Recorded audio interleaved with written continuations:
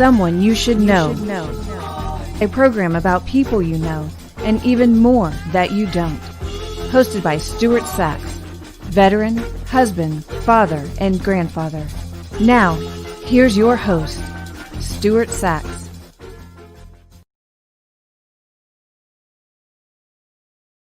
Welcome to another episode, whatever it is, of Someone You Should Know. Glad to have you with us again. As I usually do at the beginning of the show, I hope everyone is well, dealing with all the challenges that we've got going around. But at least for 1 hour every week, you can stop into the studio and visit with me and a very special guest. And my very special guest, I have known almost my whole life and almost all of her own life. I have Jean Bisbee Smith with me. And welcome, Jeannie. Thank you, Stu. It's great to be here. This is really fun. It's so good to see you again. Jeannie and I have, I don't even remember what age we were when we first met. We were probably 11, 12 years old or so back in Hammond, Indiana. And we kind of grew up together and went to high school together, and we've reconnected over the years. And Jeannie has been one of the major forces behind some of our reunions that we've had over the years. And Jeannie went on to do her own thing for many years, and all of a sudden she just got her hands into clay and became a ceramicist. Is that what it's called?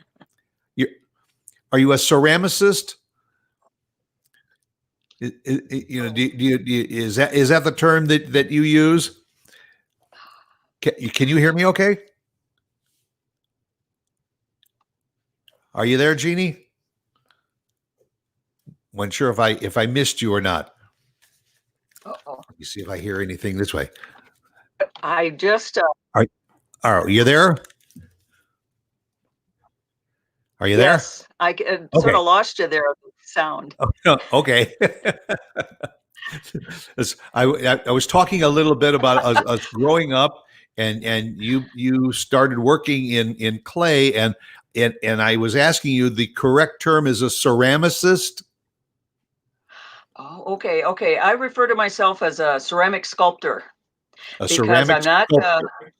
Yeah, I make kind of three-dimensional things for the wall, for the floor, and to hang. And those are sculptures. The potter would be the person that makes the throws on the wheel and makes things, maybe dinnerware, mugs, and that kind of thing. Vases and cups and bowls and things like that. Now, is that considered to be three-dimensional art also? Well, yeah, I guess it is too. I really, that's a good question. Art, yes, it's art, and it's functional art. Mine is more, just a visual to look at. Yours is decorative, and that's the word I'm looking for. Yeah. Thank you. we all it slips sometimes, doesn't it? Yeah. So when did you actually start in ceramic art? Start, with all of this process? Because what you're doing today is not what you were doing years ago. Right. No, I've been an artist pretty much full time since 1986, and that's when I joined a co-op gallery, and I was doing oil paintings. And it's kind of based on the Southwestern theme of colors, blue, red, kind of Indian, the American Indian style. And I was doing that. I was doing silkscreen prints too, and Polaroid transfers. I was doing a variety of things. And about in 1990, then this one friend of mine said, "Hey, did you ever work in clay?" And I said, "Yeah, in college, and all we ever had was brown or blue." And she goes, "Well, I've got a studio in my basement. Why don't you come over and we'll just play around with the clay?" And so I went over to her place and we started creating things, and we were thinking about food at that time. And so she was working in Let's see. I was doing the more dessert kind of things, and like a plate of spaghetti or a plate of this or that. And she was doing maybe she did a turkey, like a Thanksgiving turkey. Anyway, we worked for a while, and then we decided there was another friend of ours who was interested, so she joined us. And so we had Carol Lee and Irene and myself, and we meet about every week in her studio in her basement. And then we got into Julia Child, and and we would bring food to eat at when we were in between when we were working, and then we'd go, woo, you know how Julie always did. And we'd make our food and we'd have a lot of fun with that. So we started creating a whole body of work that was food related. And I was doing cakes and of these plates of food, and Carol Lee was doing more like sundaes. She did some pies, and Irene was doing more like vegetable things. And as we were working along, we decided, well, we have a show here. We have a show that we need to get a place to show this stuff. So we contacted one of the artists, one of the gallery owners in Denver, and said, you know, we would like to show you what we've been doing. We've been working on this food stuff. And so we took my living room and got everything cleared out and made it like a gallery. And we invited her over, and she came, and she was blown away. She was really excited about it. So she gave us a show, and that kind of was the beginning of, you know, of more things, but it was a lot of fun. And from food, I went then, after I finally made the wedding cake, I said, I'm done with food. I think it's time to go to flowers. And so I was influenced by George Alexander, and I saw some of his work in a gallery in Santa Fe, and he made these wonderful totem things that were all with flowers and everything on them. And I went, man, I'm going to make that stuff. So I started with flowers, and I did bouquets, I did individual flowers. Like then I got the magazines where you can order flowers from, and I would kind of use those images to make my productions of them. And then I had a bunch of years of flower shows. And I guess at some point I decided I needed to do something more serious. One thing I want to establish with the audience that's watching and listening too is that you're based in Denver, Colorado. You've been out there for many years. And what you just told us about raises kind of a question in my head, and that is, you know, we see through different eyes. When you see things, you know, you mentioned making pies and cakes, and right away I'm thinking, gee, you know, there would be a great market for that, like in the real estate market for staging homes, you know, where people want to come in and show their home for resale.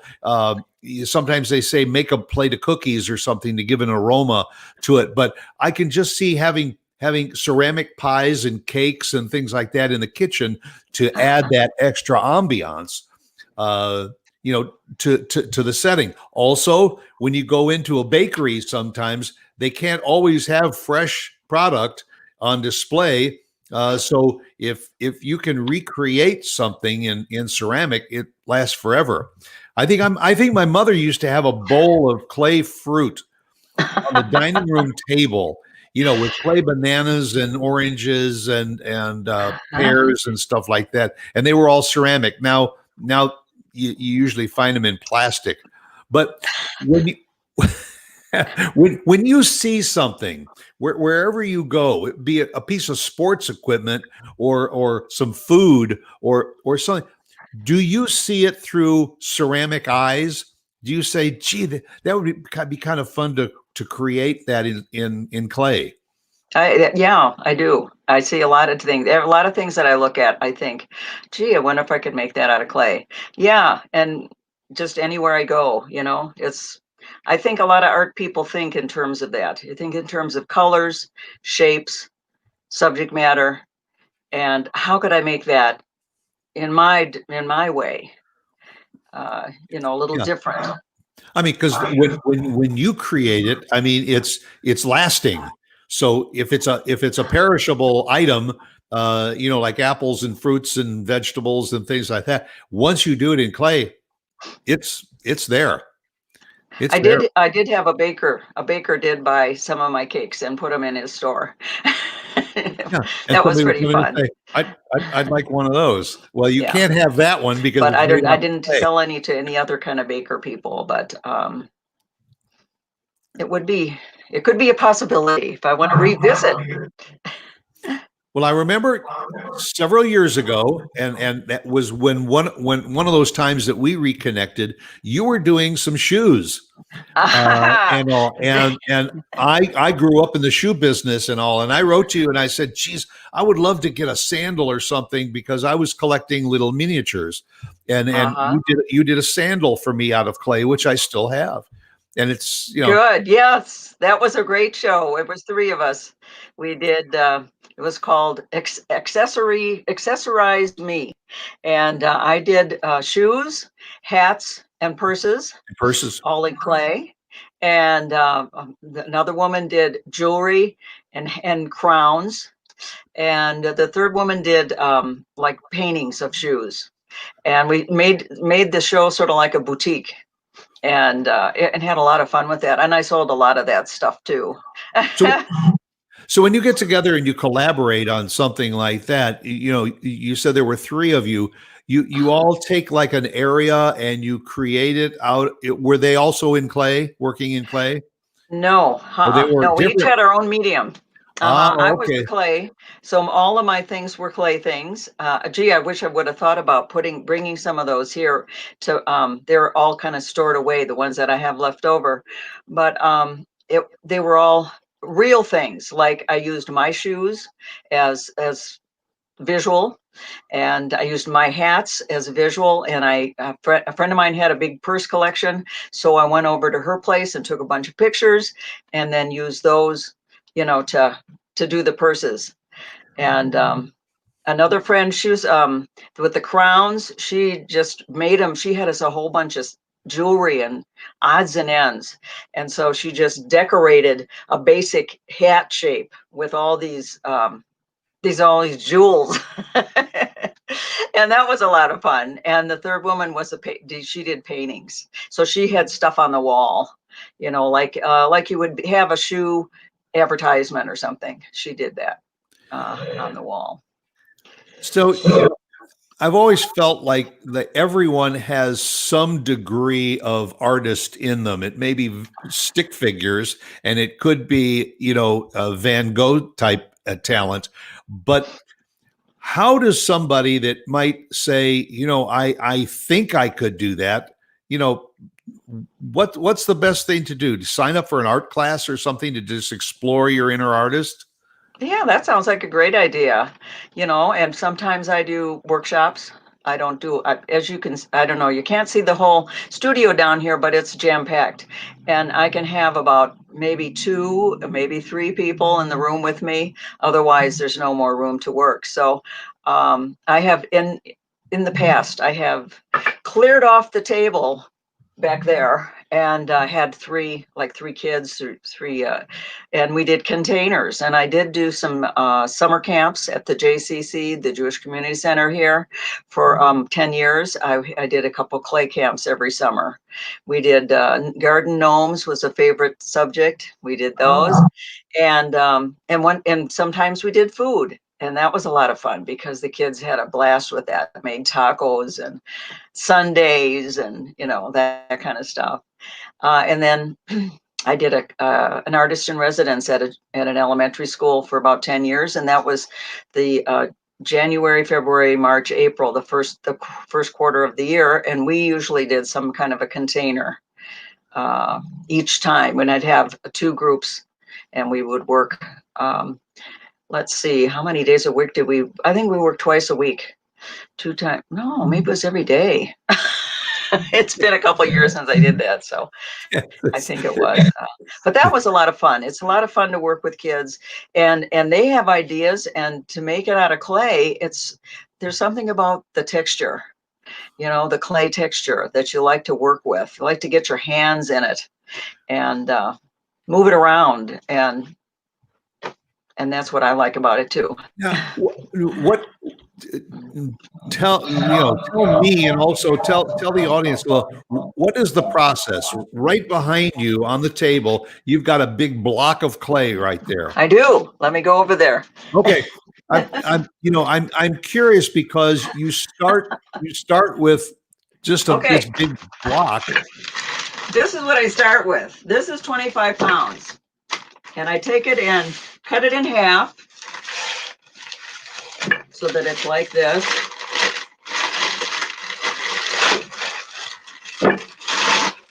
It's like a big brick. And it's like a big brick. Yeah. And then I take this tool over here that's a meat tenderizer, but it's also a hammer. And I pound it down. Okay, pretend I pounded it way down.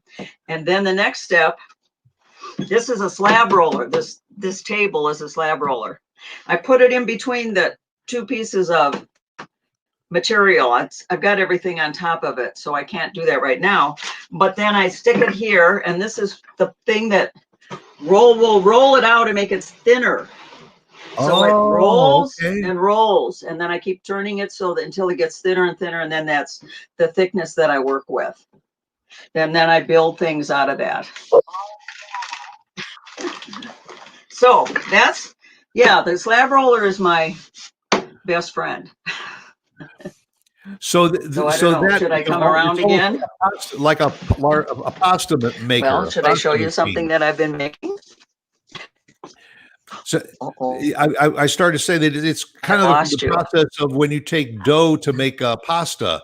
You keep rolling it thinner and thinner until it's a consistency and the shape that you want in order to make it.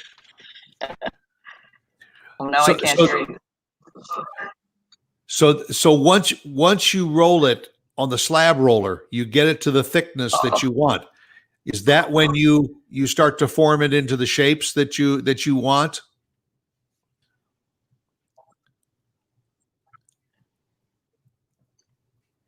Can I hear you? I think maybe. Well, maybe Mark, if you've got, are you there, Gene?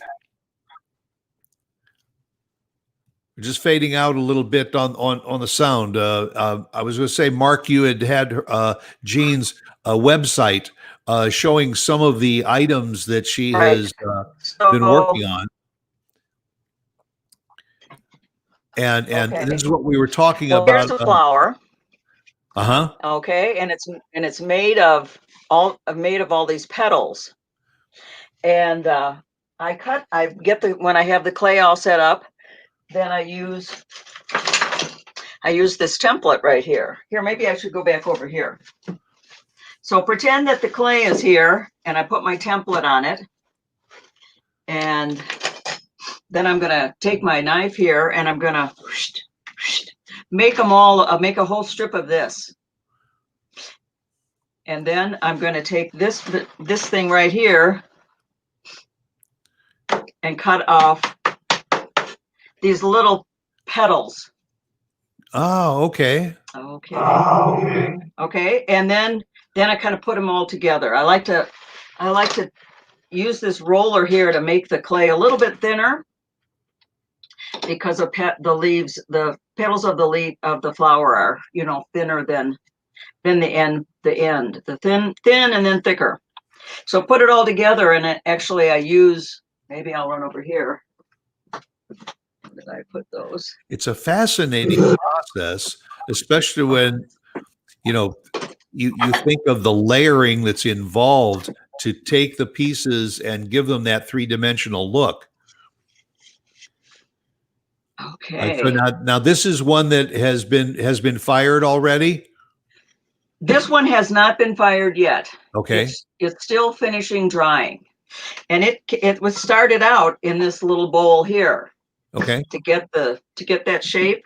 This is a bowl I made using a shape to go over it so that I can use it over and over and over. Here's one that's already been fired. It turns white after it's been fired. And now at this point, I can think about what color I want to make it and start glazing it. And then it'll go back in the kiln. So actually a lot of times I use a template out of a piece of paper Oh, to make interesting. my designs. But not so much with flowers. That just sort of happens. See how many will fit in the bowl. And then what do I want to do in the middle? All right, and now the next step, and I'm going to ask Mark to put that photo up again from the gallery, because what's interesting is that you don't make these necessarily individual pieces just to sit on a surface by themselves. That you make them so they can either hang on the wall in Yep. like a what am I thinking of? Well, like a wall. I just call them a wall installation. Yeah, or a mobile type thing where it can hang by itself. You do totems, which I think are absolutely fascinating, because that way a lot of the pieces that you're doing now, am I correct? They have holes in them so that they can either be stacked, for use in the middle of a room, or they can be mounted onto a wall. And I guess it's fair to say you're only limited by your imagination. Exactly. What I'm working in now is pretty much more the abstract shapes. But here's one right here. Let's see. There we go. And it has a hole, and I can look through it and see you. Okay. And this would be a hanging one or a totem, and it would go like this or like this. It depends on how when I start putting it together, I'll just make that decision then. Now I'm looking at the surface of that, Jean, and it's kind of shades of blue on the outside surfaces. How do you create that finish? Well, this is just a regular commercial glaze, and it happens in the kiln. I paint it on with the paintbrush, and then I put it in the kiln, and it cooks there for, well, maybe up to 14 hours. Wow. And then it takes another about 14 hours for the kiln to cool off before you can look inside. And then you get Christmas. So look what's in there. Yeah, when you paint the surface of that, is it a solid color? This is, yes. And then, so that texturing and shades of color, that is all up to the 14-hour process in the kiln. Right. And it depends on the glaze. Now, here's another kind. This is more it's not as much variety, but you can see a little bit of different colors there. And I use two different color glazes and this one. Show me. And now this one's one for the wall. Yeah. And am I correct? The reason that there's 4 different holes is because depending on where you put the nail into, it'll, yeah. So it depends on how you want to position it. When I get to that point of making a collection of things, then I kind of do that on a table and set it all up, and then take a picture of it, and then I know what to do. Actually, then I make a template, and a template is out of craft paper, and they just put it down on the table, and you put your design there, put all the pieces down where you want them, and draw around them. Okay, so then you have the whole thing on a piece of paper, and you take each piece off one at a time, and then you put it back on the paper and turn it over so you can rub where these holes are. And then you decide, how do I want it to hang? And you put a nail hole. Right. If I wanted to hang here or here, it would be there. So you have a whole template thing that you put on the wall. And then you punch all the holes, put all the nails in, take the template off, and then start putting up the pieces. So depending on which hole you use, it can be horizontal. It can have a vertical look to it, and Yeah, then you yeah. space them to. I want you to show a little bit closer to the camera, to the side, the edges of that, because that is fascinating to me. Okay, this is done, of course, when the clay is soft, and I use a stamp. Let me just run over and get that stamp. Yeah, because what again is fascinating to me is that this is what, about 4 inches wide, and so you have that's where that 3 dimension is, Right. and so if you're approaching it from the side, you get another idea of what it looks like. Okay, here's the tool I used. It's like a fake underwater thing, Yeah, and you just looks do like this. a crustacean or of some sort, Uh-huh. a Yeah, coral. like coral. Yeah, that's that's the word. That's the word. So anyway, I can show you from my little book that has some of these in if you would like to me to. Yeah, yeah, and while you're going through that, how did you get from, you said you were doing pies and cakes, then you started doing some flowers and all. Where does the thought process come that all of a sudden this abstract idea? It Uh, came in the fact that I spent so many hours with my glazing brush painting all those things. I went, I've got to swim out of this. I've got to swim out of this and do something that has bigger strokes. And so that's how this came about. And I thought, what can I do? And I thought, well, I can just use general shapes. And then to make it a contrast between the edge, like we were looking at with the texture, and the front part with the smooth glaze. And then from there, it was like, well, what can I do? Then I got to put them together in an interesting way. It's hard to, there. There's right. two of them. And each of Now, those are individual. is that something that you show or sell as a grouping? Yeah. And then Yes. also, if an individual says, "I just have a little, maybe an area in my guest bath that I would love to take about 5 or 6 pieces and put them together," then they can order them individually. Yes, yes, they can. And that's how, when I have an art show, I put these up. These are on the wall. Oh, that's And I amazing. have maybe a dozen of them, 12 or so at any given show, because they can take, you know, 5 feet wide. They can be 5 feet wide or less. This might be a And good time to let the listeners and viewers know that you can go to Gene B as in boy Smith.com. It's a real toughie, genebsmith.com. And you can view a lot of the things that Gene is doing, and you can even, that's the website. So there'll be information of if you need to call her. You do commissions also, I do, yeah. Uh-huh.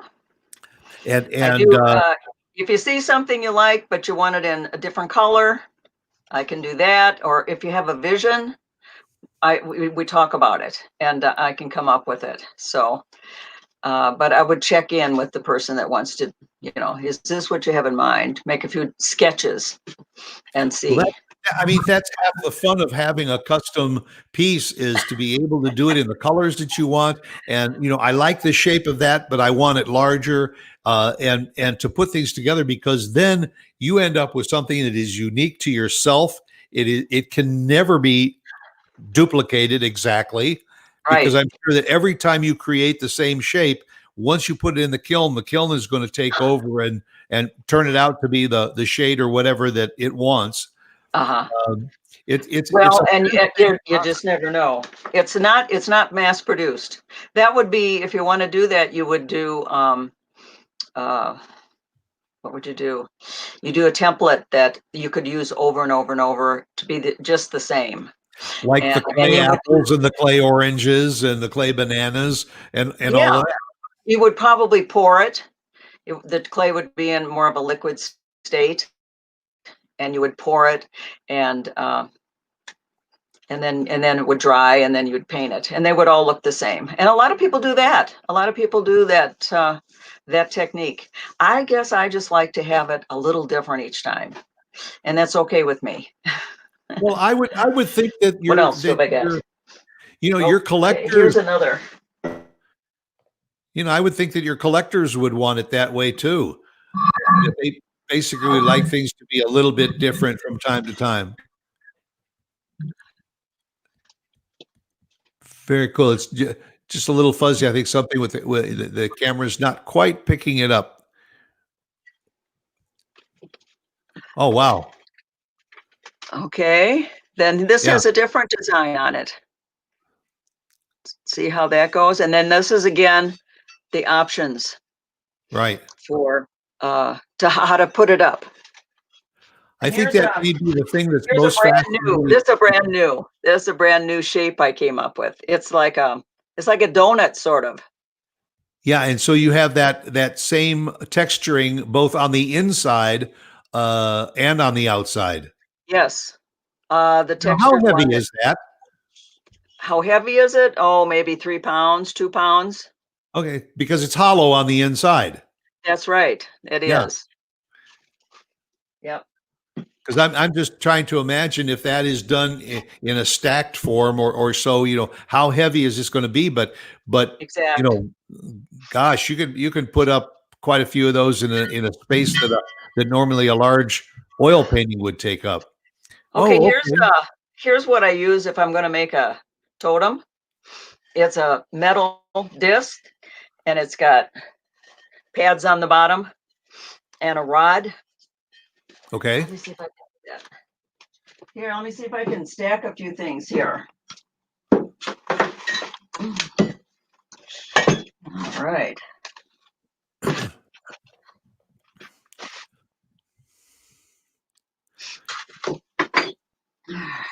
And then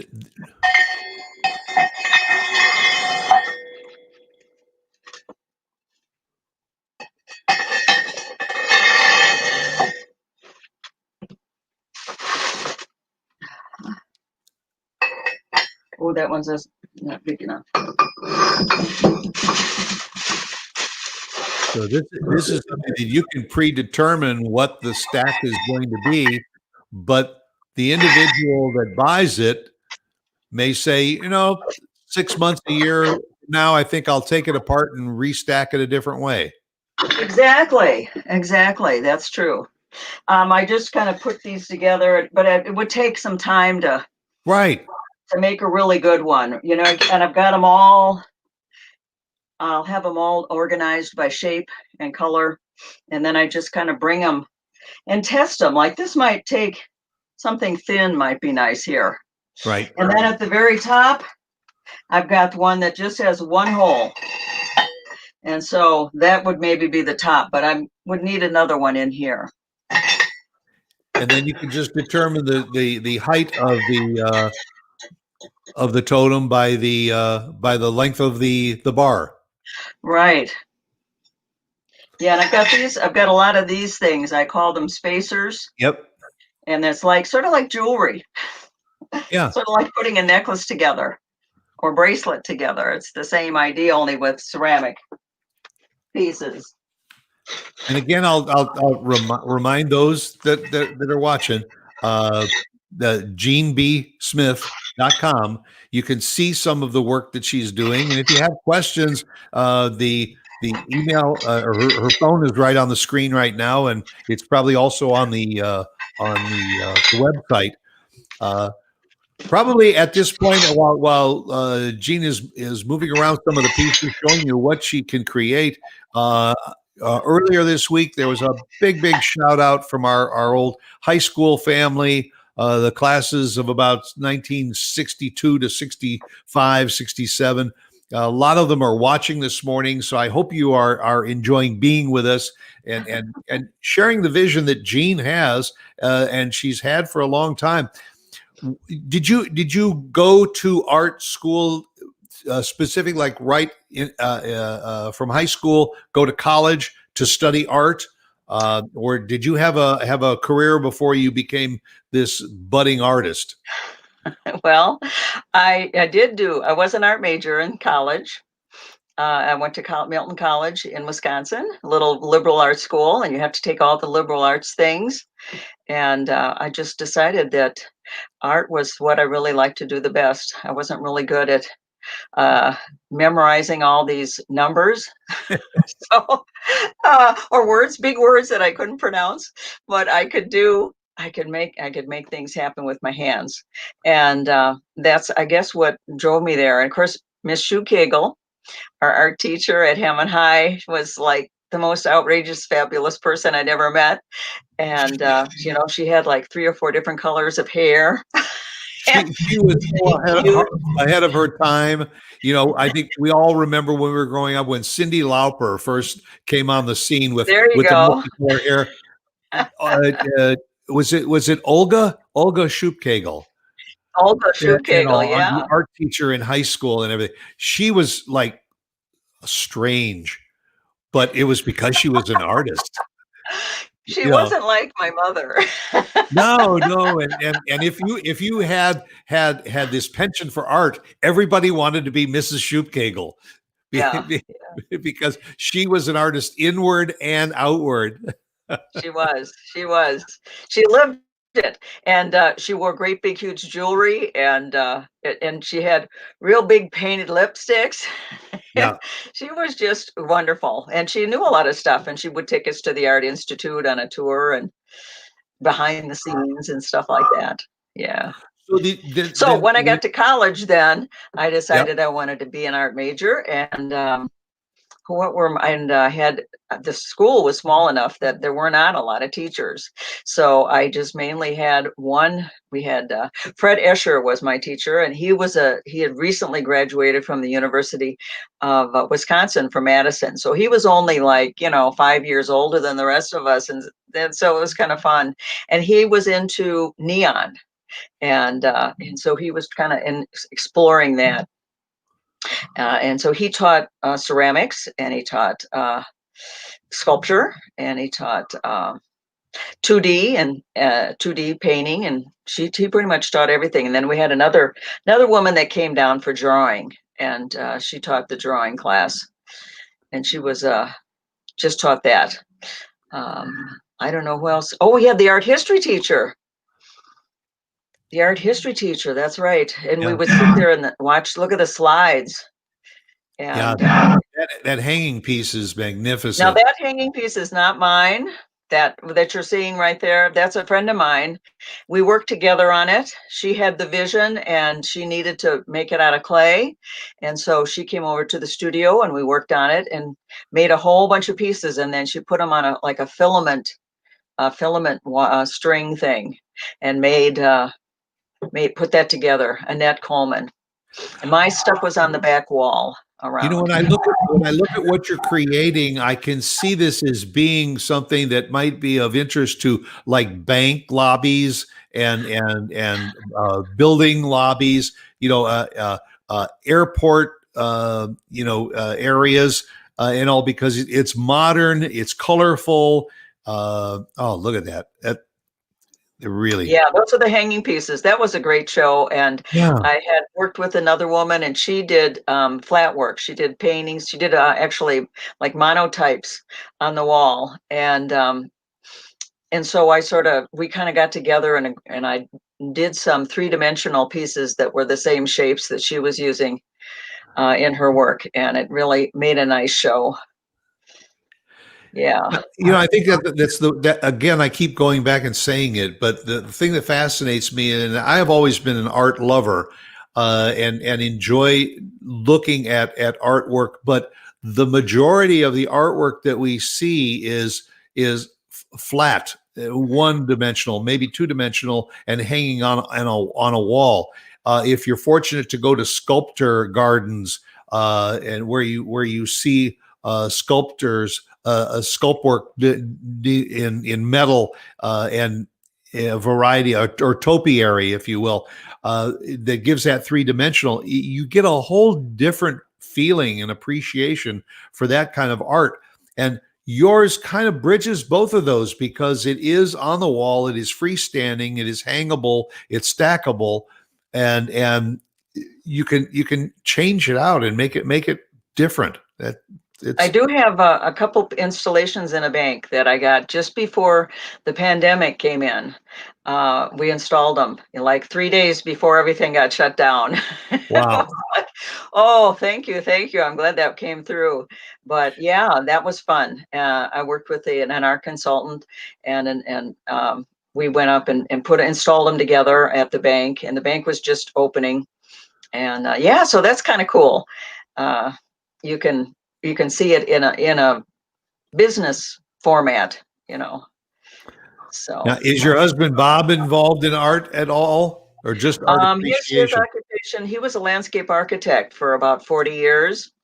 And so he did a lot of drawing in the early days. You know, you didn't have all that computer. And so you did everything by pen. He did the rapidograph pens and all those different color, like different color inks that, you know, so he would do like an aerial view of the layout. Parks, he did bike trails. He was doing bike trails and small parks to begin with, and then he kind of moved into monuments. He did some memorials. He did the Columbine Memorial in Denver, which was to honor the people that got shot in the Columbine Yes. school about 20 years ago. Yeah, and what else did he do? He did worked with the Park Service through some of these things too. He did some World War II memorial in Atlantic City, and he did another World War II memorial in Trenton, New Jersey. And then he also worked with the Park Service out in and they people to reconfigure the way the traffic flowed, and buildings, changed out buildings. And so he did a lot of interesting things. So yes, he's very creative. It continues to be fascinating to me to kind of see how you have evolved over the years. Do you have next? Is there anything in the back of your head that is saying, okay, one of these days I'm going to branch can I out show and you? do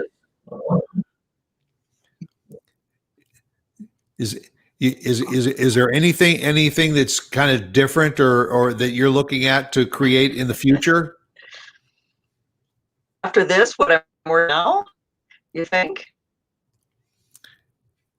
The artwork they're creating right now, is there anything else that you're thinking that maybe you want to try a new art form or something different with clay, or is it you just wait for it to just grab you?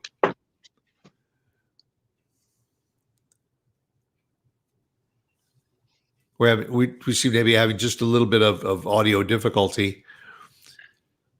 Can you hear me, Jeannie? I think. Yeah, I don't know. I do things for about 10 or 15 years at a time, and then I just decided I need to do something different. I feel like I've addressed all the things I can do. I mean, I hate to use the word burnout, but you just kind of get to a point where you feel like I maybe have gone as far as I can with this idea, this concept. Yeah, I think that's what moves me to the next thing. And that's what moved me to this, because it was so different than the other things I was doing. And I needed a change of pace. Now, a lot of people don't change very much. They have their look and they keep doing it almost their whole life. But I guess for me, it feels like it's not as much fun after 10 or 15 years of kind of doing the same thing. It's like, I think I'm going to try this. You kind of get the idea that maybe a ceramic sculptor like yourself has the ability to make those kinds of changes rather than someone who maybe just deals with oils on canvas.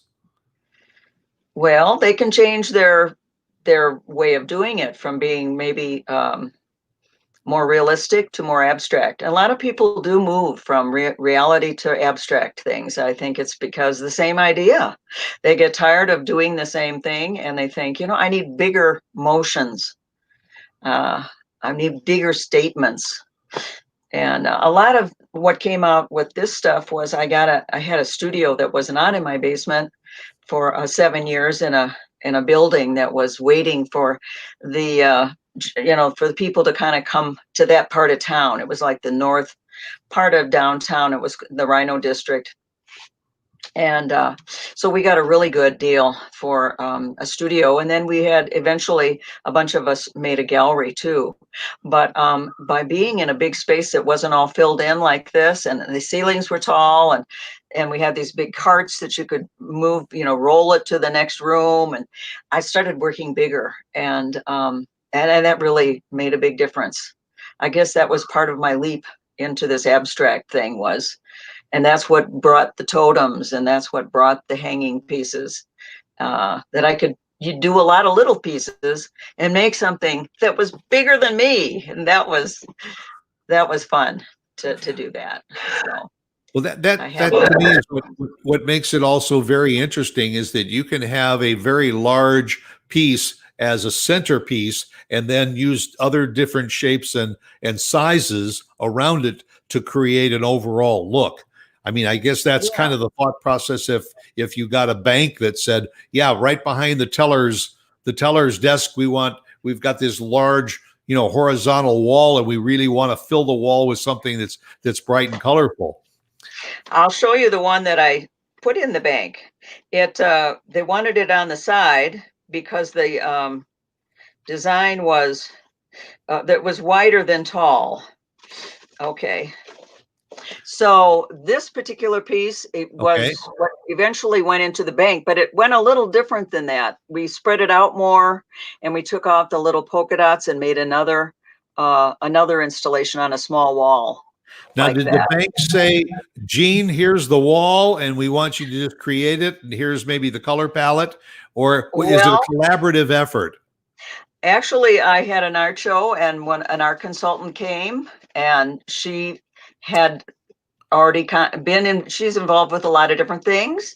Okay. And she was looking for something for the bank, and she wanted something with color, and she liked my work, and so we started talking. And then she presented it to the president of the bank. Here's some ideas. I went and brought some things and showed them pictures, and then they chose this one. And then they also chose a hanging piece.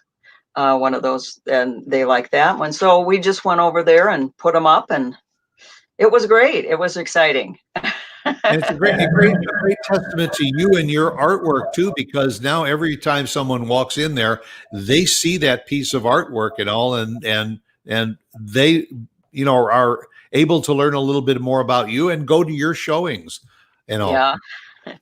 Well, it's been absolute fun to be with you and to have you on the show again today.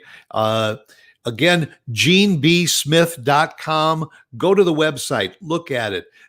Give Jeannie a call. She's got her email address too. If you want to drop her an email, and all you Wildcats from Hammond High School that are watching the show and everything, drop a note to Jeannie and tell her you appreciated seeing her. And we've had a great time today. Thank you, Stu. It's been great, and hopefully. Yeah, same here, and I hope we'll see a bunch of those Wildcats at that talking about last look reunion next May. Yeah, getting together for another reunion. But you be well. The very best to Bob, and keep up with the great career. I'll keep following it, and I wish you the very, very best. And thanks for being my guest here on Someone You Should Know. So that'll do it for another show, and I hope everybody feels well, stay safe, stay well. Thank you, Stuart. Oh, you're welcome. And remember, be yourself, because everyone else is taken. See you next week. Bye.